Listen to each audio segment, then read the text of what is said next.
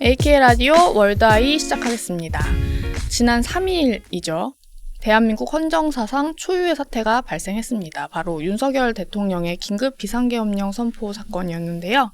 계엄령 선포 후에 불과 6시간 만에 계엄령이 해제되긴 했지만 이번 윤 대통령의 갑작스러운 비상계엄령 선포를 두고 정말 많은 의견이 나왔잖아요. 네. 그래서 45년 만에 대한민국에서 발동된 계엄령으로 인해서 정말 많은 국민분들이 혼란에 빠졌고 국제사회 역시 이번 소식을 대서특필하면서 굉장히 우려스럽다 이런 반응을 많이 보였습니다. 그래서 오늘 월드아이에서는 이번 계엄령에 대한 국제사회 분위기를 중심으로 우리 이현유 기자님과 함께 이야기 나눠보도록 하겠습니다. 기자님 어떠셨어요? 계엄령 보실 때? 네, 상당히 우리나라도 그렇지만 우리나라 내에서도 놀랄 일이었지만 다른 나라에서도 외신들도 바로바로 속보를 받을 수밖에 없었던 게 우리나라가 좀 상황이 또 특수하잖아요. 이제 북한하고 대치를 하고 있고 이제 휴전 중인 상황에서 계엄령이라는 건 사실 이제 전쟁이 났을 때 보통 발령이 되기 때문에 거기다 이제 대통령 대국민 담화 과정에서도 종북 세력 척결 이런 내용이 또 들어가 있다 보니까 그래서 더 아마 크게 이슈가 됐던 것 같습니다. 그래서 지금 말씀 주셨다시피 정말 많은 분들이 충격을 받았는데 이제 미국을 비롯해서 이제 다른 해외 나라 국가에서도 얘기가 많이 나왔어요. 네. 솔직히 대한민국이 여권 파워하면 1, 2를 다투고 있는데 네, 정말 그렇죠. 이번 비상계엄령 딱 선포되니까 바로 여행 위험 국가, 여행 주의 국가 이렇게 지정이 됐다고 하더라고요. 네. 이 되게 심각한 일이구나 이걸 보면서 알 수 있었고 정말 아무도 예상하지 못한 좀 갑작스럽게 벌어진 사건이잖아요. 네.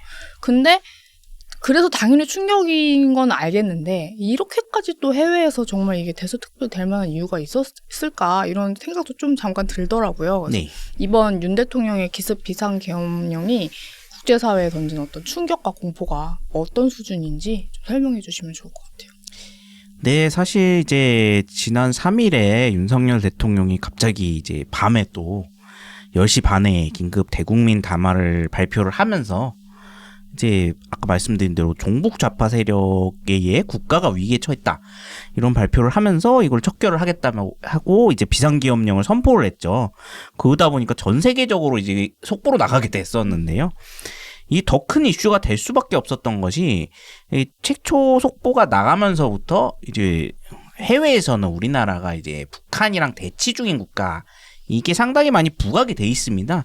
그러다 보니까 이게 국제사회에서 먼저 생각을 한 거는 아마 북한의 군사도발 여부였던 것 같아요. 이게 또 계엄령은 우리가 영어로 쓸 때 마셜로라고 합니다.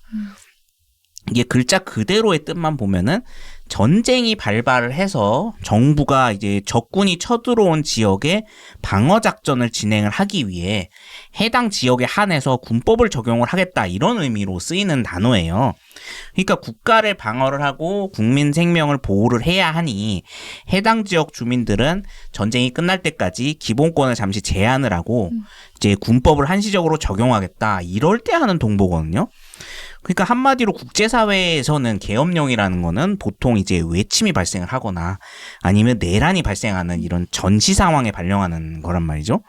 그래서 계엄령 발령 소식이 나자마자 이제 국제사회도 난리가 났고 주한미군, 미국 국방부 여기서 북한군 정황부터 지금 이슈가 됐었어요.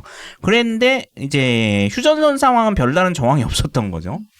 원래는 또 북한군이 만약에 움직여서 서울에 이제 계엄령이 발동될 정도였다면은 그러면 당연히 이제 미국 정부랑 주한미군 또 연합사령부에 통보가 됐을 거라는 거죠.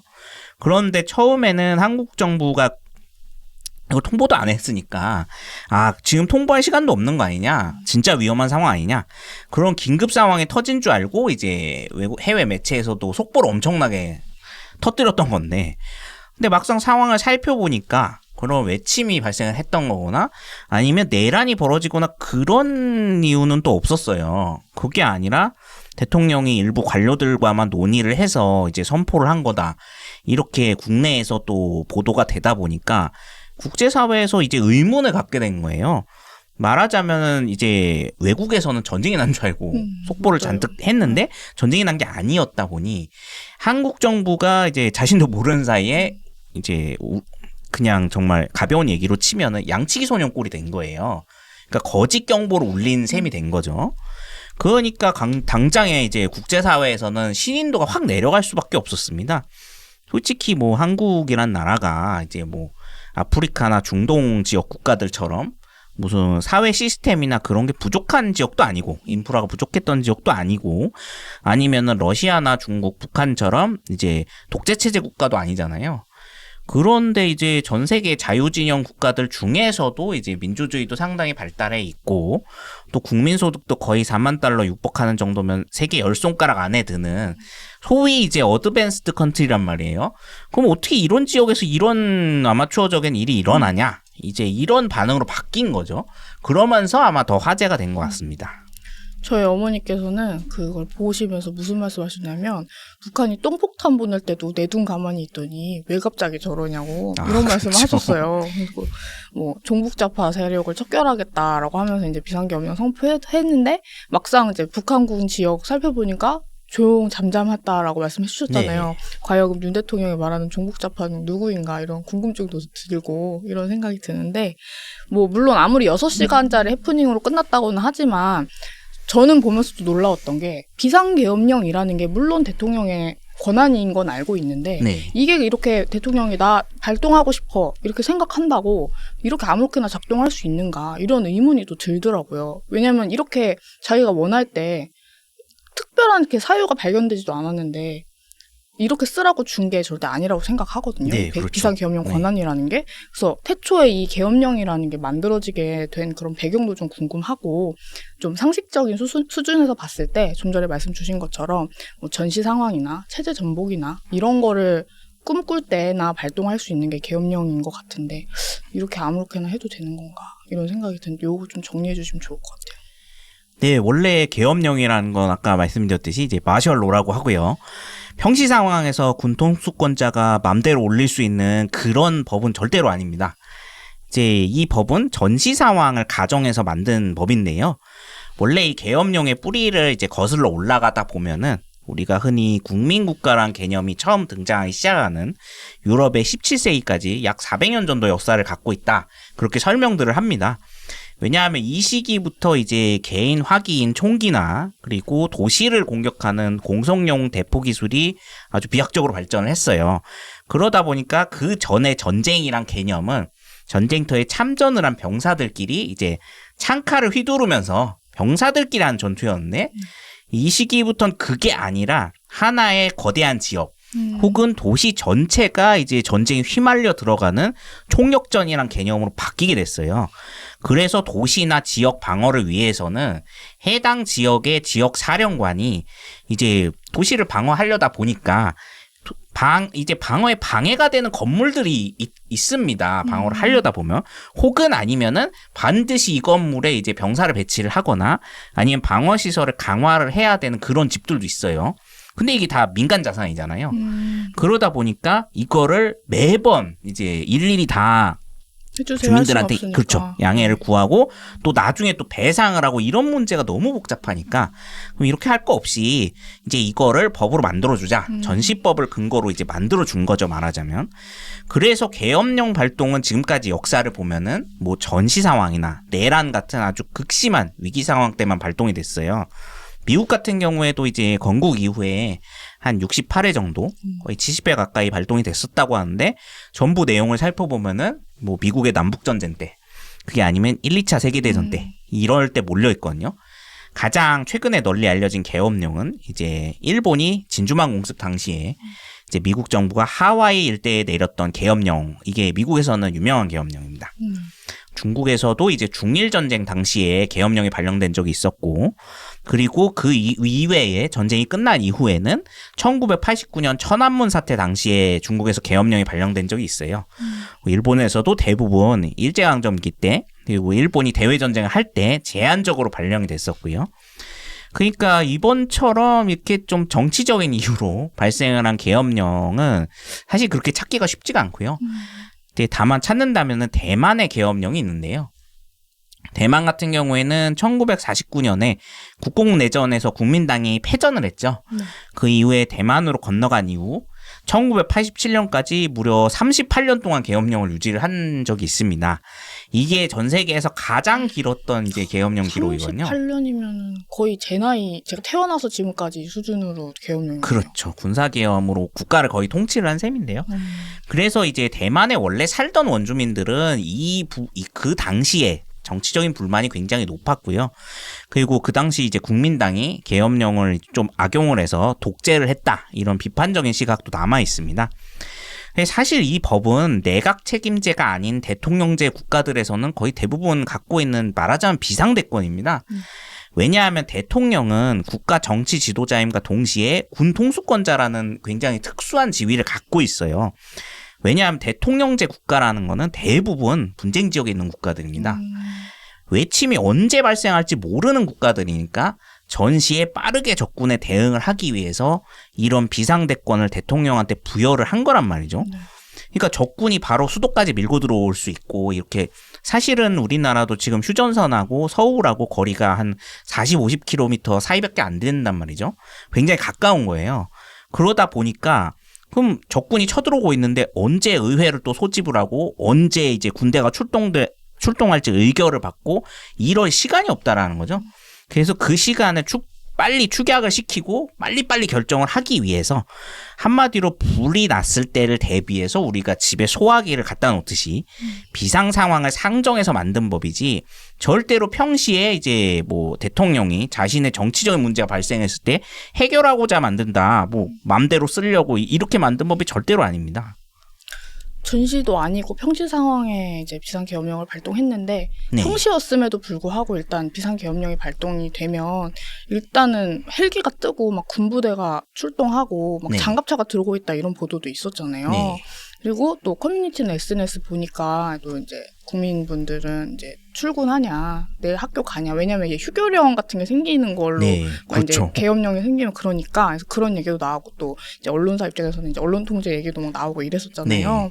그래서 이게 얘기를 쭉 듣다 보니까 계엄령도 좀 네. 종류가 나눠진다라는 걸 제가 봤어요. 네. 그래서 어떻게 종류가 계엄령이 나눠지는지도 좀 궁금하고 실제로 계엄령이 딱 이렇게 선포가 됐을 때 어떤 조치들이 착착착 시행이 되는지도 좀 설명해 주시면 좋을 것 같아요. 네, 우리나라의 경우에는 크게 이제 계엄령은 비상계엄령하고 경비계엄령 두 개로 나누고 있던데요. 네. 사실 둘이 완전히 다른 개념은 아니고 계엄의 수준, 그러니까 레벨이 좀 다른 거다 이렇게 이해를 하시면은 이제 편할 것 같아요. 둘 다 사실 전시계엄령으로 이제 발동이 되는 건데 더 위험한 상황 때 내려지는 게 비상계엄이고 이거보다 상황이 좀 호전됐을 때 발령하는 게 경비계엄이다. 이렇게 수준을 낮추는 거다. 이런 식으로 생각하시면 될 것 같습니다. 우리나라에서 사실 건국 이후에 전국의 계엄령 선포가 처음 됐던 거는 6.25 전쟁 때거든요. 이제 개전하고 사흘 만에 수도가 함락되는 그런 상황이 됐다 보니까 전 지역에 걸쳐서 비상계엄령이 선포가 됐었습니다. 여기서 비상계엄이라는 거는 계엄군 사령관이 이제 군사작전이나 병력 충원 같은 이제 군대 업무, 군사 업무뿐만 아니라 일반 사무행정까지 전부 다 모든 권한을 갖게 되는 거 뜻해요. 결국에는 이제 한시적으로 군정을 실시한다. 그렇게 이해를 하시면 될 것 같아요. 그리고 경비계엄은 위험 상황이 이거보단 낮아져서 이제 군정이 어느 정도 이제 해소가 되고 사무행정의 경우에는 민간 정부에 다시 이양을 할 수 있는 상황이다. 그러니까 좀 안전해졌다. 그럴 때 발령한 거라고 생각을 하시면 됩니다. 그래서 사실은 계엄령이 내려지면은 거의 대부분 나라에서 조치는 비슷비슷합니다. 그러니까 일단 모든 가용 자원은 군대의 필요에 따라서 처분이 가능해지고요. 그리고 군대의 필요에 따라서 뭐 개인 신원을 파악해야 되는 경우가 있으니까 뭐 간첩이 들어올 수도 있고 그러니까 개인들을 이제 조사를 하거나 이제 군에서 이제 필요시에 뭐 간첩으로 의심받는 사람들을 구금하거나 처벌할 수 있는 권한도 생기게 되고요. 그러다 보니 또 이동과 주거도 이제 제한할 수 있게 됩니다. 그리고 집회 결사의 자유 같은 이제 기본적인 시민들의 권리도 군의 필요에 따라 제한할 수 있어요. 한마디로 이제 군대가 그 지역의 이제 승리를 위해서 거의 모든 권한을 다 갖게 됐나 이렇게 생각하시면 될 것 같아요. 다만 이제 어디까지나 국가 보전과 국민들의 생명을 지키기 위해서 어쩔 수 없이 하는 것이지 이게 아무 때나 하는 건 아니거든요, 절대로. 그러니까요. 다만 이제 각국에서 이제 헌법에 보통 계엄령 세부 사항에 대해서 두게 됩니다. 그래서 어떻게 규정했느냐에 따라서는 조금씩 다를 수는 있어요. 근데 특히 우리나라의 경우에는 이제 군사 정권이 장기간 집권을 했었던 국가였기 때문에 이제 군사 정권이 끝난 이후에 이제 대통령이 계엄령을 이제 정치적 무기로 휘두를 가능성에 대비를 해서 계엄령 선포 이후에도 국회가 이제 기능을 할 수 있고 또 국회가 계엄령 선포 철회를 요구를 할 경우에 대통령이 이걸 받아들이도록 법에 명시를 해놨습니다. 그리고 국회가 회기 중이 아니더라도 정부가 이거를 국회에 먼저 알리고 또 국회가 다시 열리도록 보장을 해야 된다는 규정도 넣어놨어요.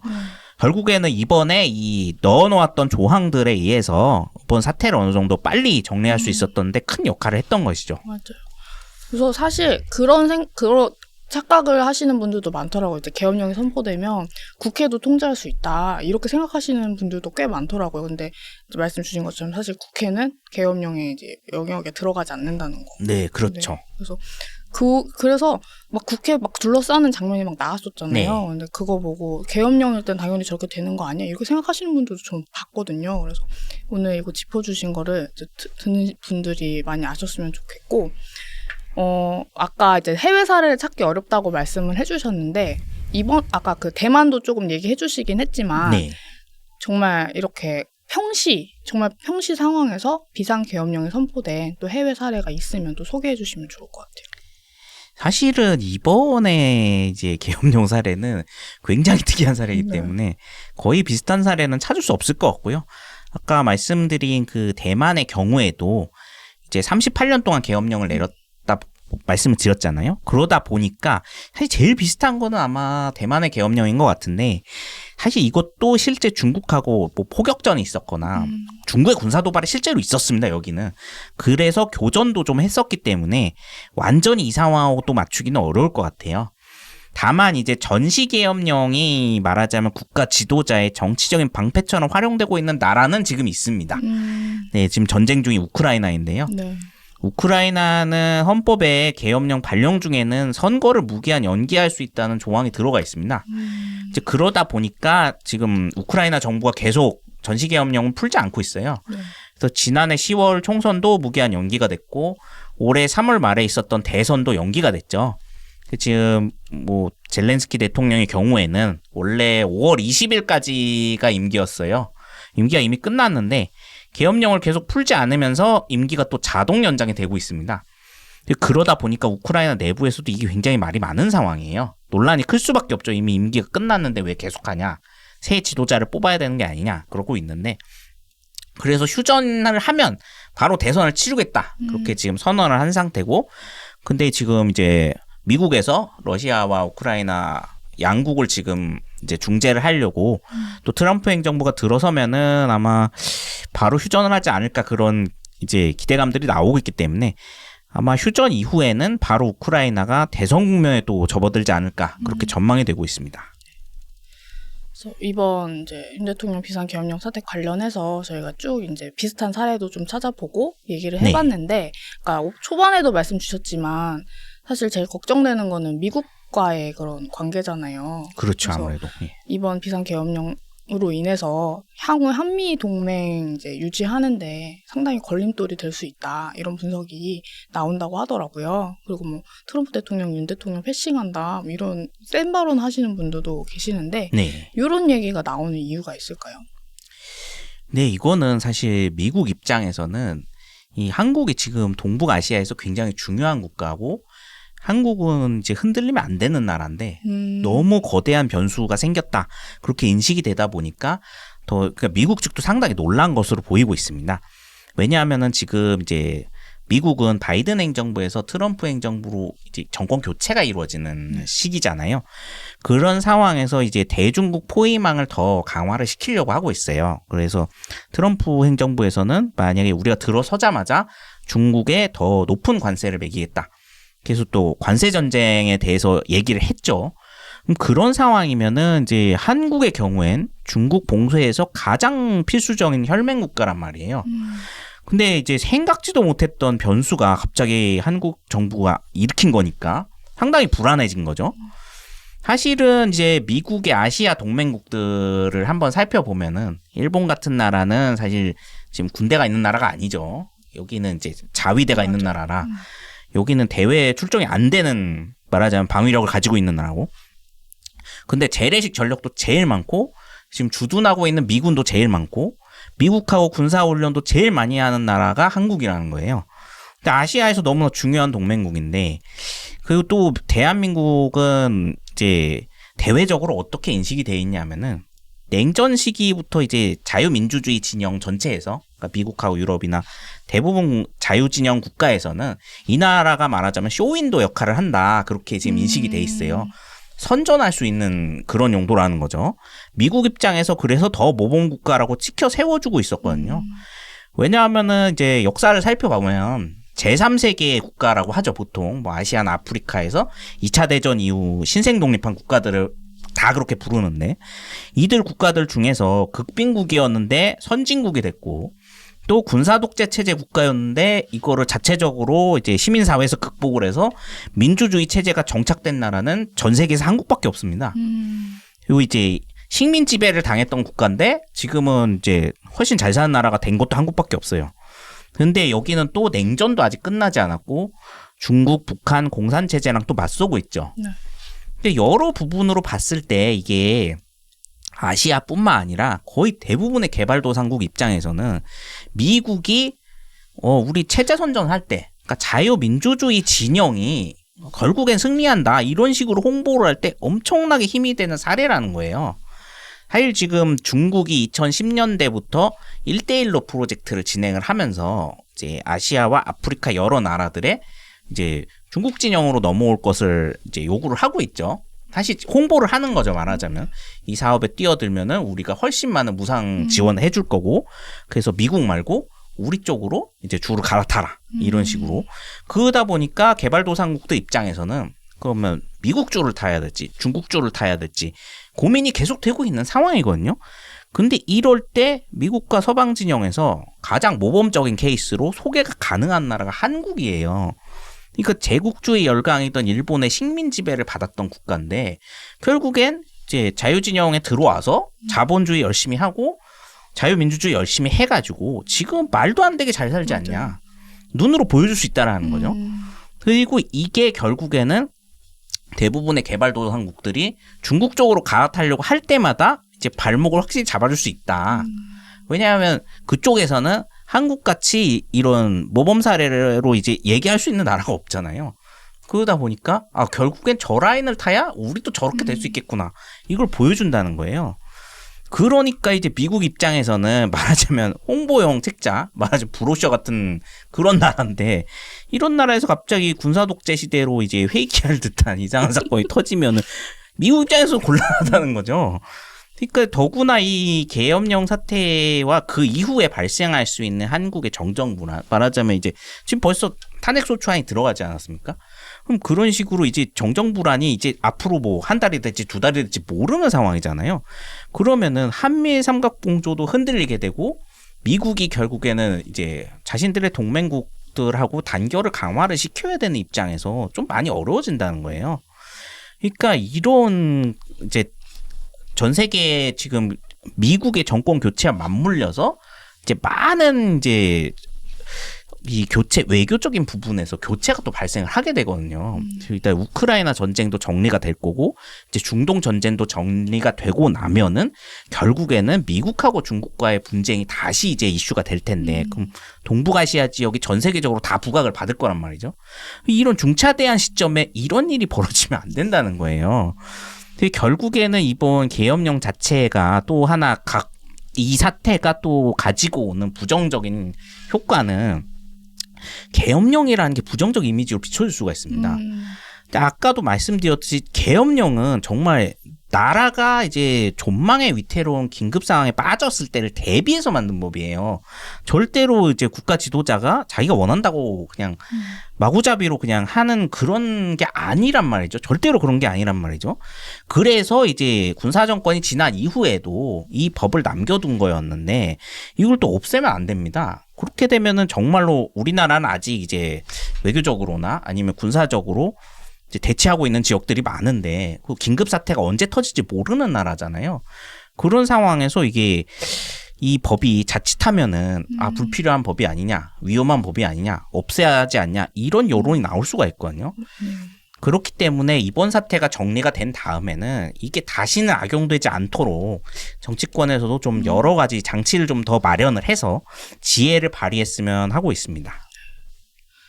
오늘 이렇게 윤 대통령의 비상계엄령 사태와 관련해서 국제사회의 그런 반응이나 또 계엄령이 대체 무언지, 그리고 계엄령이 언제 작동되는 것인지, 계엄령이 가져오는 어떤 의미 같은 것들을 좀 총체적으로 우리 이현우 기자님께서 짚어주셨는데요.